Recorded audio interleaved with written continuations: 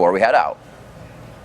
Thank you very much, Riv. And there are two fights in particular between CLG and Velocity that really showed why the game went the way it did. Now, before I get into this fight, we have to keep in mind that CLG really has 2 AD carries, and if we think about it, 2 supports.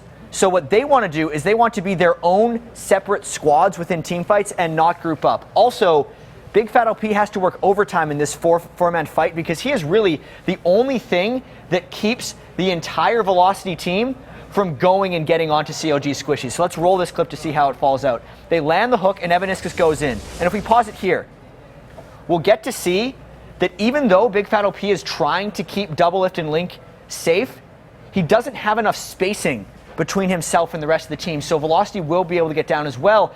Everyone gets caught in this shockwave because they were too close up after this turret siege. Let's just roll this clip. The rest of it, they all got hit by the shockwave. It was a brilliant shockwave by Echo, and they chased him down, the rest of CLG down, to just get this. And at this point, CLG recognized that that's not how they need to team fight. They need to space Big Fat LP in front. They need to have Nien on Aurelia going in behind and distracting from Velocity. But as we see in the rest of this game, Velocity never let that happen. Before we get into this fight, we need to notice that Big Fat LP is already at about 30% health, so he has to go back. And that tells Velocity that it's time for them to go because they no longer have to worry about anyone stopping them from getting to Doublelift, Link, and Chouster.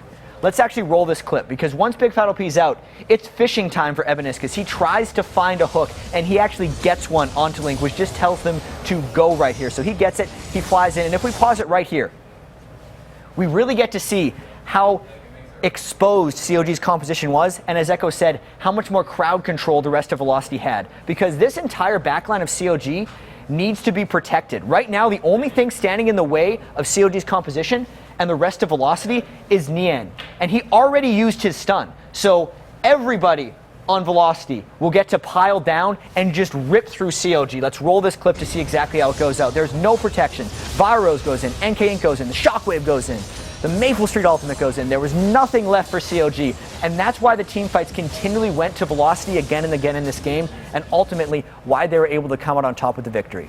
So they changed around their playstyle mid-game to suit CLG's composition, and we'll see if more plays like that can lead to